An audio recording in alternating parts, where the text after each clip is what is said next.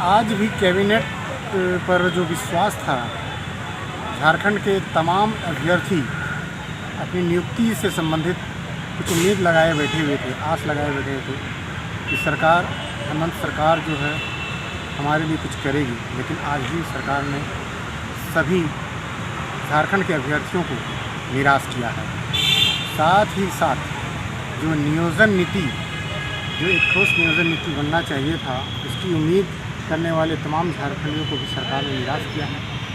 इसलिए और ज़रूरी हो जाता है कि 8 अगस्त को जो अगस्त क्रांति होने वाली है, इस पर हम लोगों को फोकस करना है और बढ़ चढ़कर हिस्सा लेना है। और झारखंड के लगभग 20 संगठनों से हमारी संपर्क है, सभी इसमें साथ देने के लिए तैयार हो गए हैं, जिसमें जेपीएससी के अभ्यर्थी, पंचायत सचिव के अभ्यर्थी, जेटेट के जो सफल अभ्यर्थी हैं 2016 के वो हैं, नए जेटेट की जो करके जो बैठे हुए हैं उसकी एग्ज़ाम के लिए वो लोग भी संपर्क में हैं। और जितने भी जो पेंडिंग बहालियाँ हैं, जैप का हो या वनरक्षी का हो, सहायक पुलिस का, कारा चालक का या सहिया, जल सहिया जो अनुबंध कर्मी हैं, पारा शिक्षक, इस तरह से लगभग 20 संगठन जो हमारे संपर्क में हैं और वो कल आने के लिए सब लोग तैयार हैं। कल हम लोग रांची मोराबादी में एक ज़रूरी बैठक या कह सकते हैं कि सम्मेलन करने जा रहे हैं, जिसमें निर्णय होगा। 8 अगस्त का रणनीति बनेगा और सरकार को हम लोग अपनी मांगों को बनाने के लिए एकजुटता दिखाने के लिए हम लोग तैयार हो रहे हैं।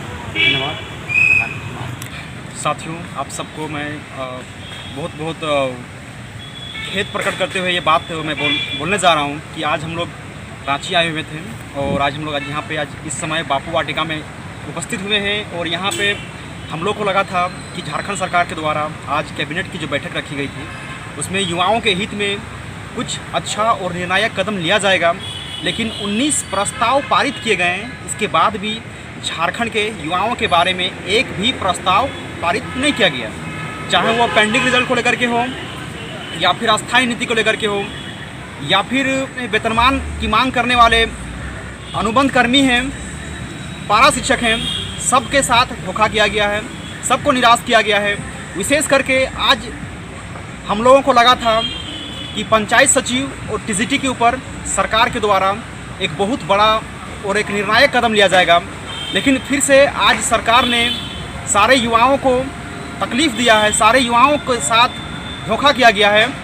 और लगातार युवा अपनी मांगों को मनवाने के लिए इन सरकार में बैठे तमाम मठाधीशों और उनके नुमाइंदों के पास जाती है और अपनी मांगों को मंगवाने का प्रयास करती है, लेकिन आज फिर से युवा असफल दिख रहे हैं। इसीलिए सारे युवाओं से मैं निवेदन करता हूं कि कल बापू वाटिका में इसी जगह पे 11 बजे के आसपास यहाँ पे सभी वर्ग के युवाओं का एक महासम्मेलन रखा गया है, जिसमें सभी वर्ग के युवा का 5-5 कम से कम टीम आएंगे, डेलीगेशन टीम आएंगे और अपने अपने मुद्दों को साथ लेकर के आएंगे, अपना मांग पत्र को भी साथ लेकर के आएंगे और यहाँ पे वो लोग आपस में परिचर्चा करेंगे और इस लड़ाई को एक मजबूत और सशक्तिकरण के साथ लड़ना पड़ेगा। क्योंकि अकेले अकेले लड़ने से हम लोगों ने देखा है कि सरकार हमारी इस कमजोरी का फ़ायदा उठाती है और सरकार हमारे लिए कोई ठोस निर्णायक काम नहीं करती, केवल आश्वासन देती है।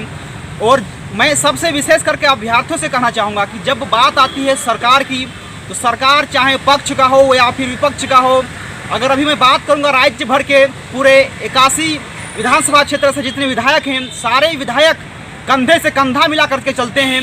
जब उनके हित की बारी आती है तो वो लोग भूल जाते हैं कि कोई पक्ष के भी है और कोई विपक्ष के भी है।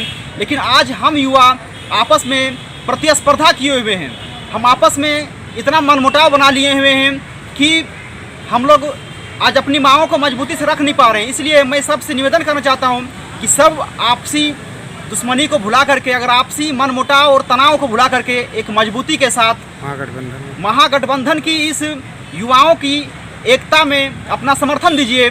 जब सरकार महागठबंधन के साथ सरकार बना सकती है, तो हम युवा महागठबंधन करके क्यों नहीं रिजल्ट निकलवा सकते हैं। जितने पेंडिंग रिजल्ट है वो रिजल्ट आना बहुत ज़रूरी है।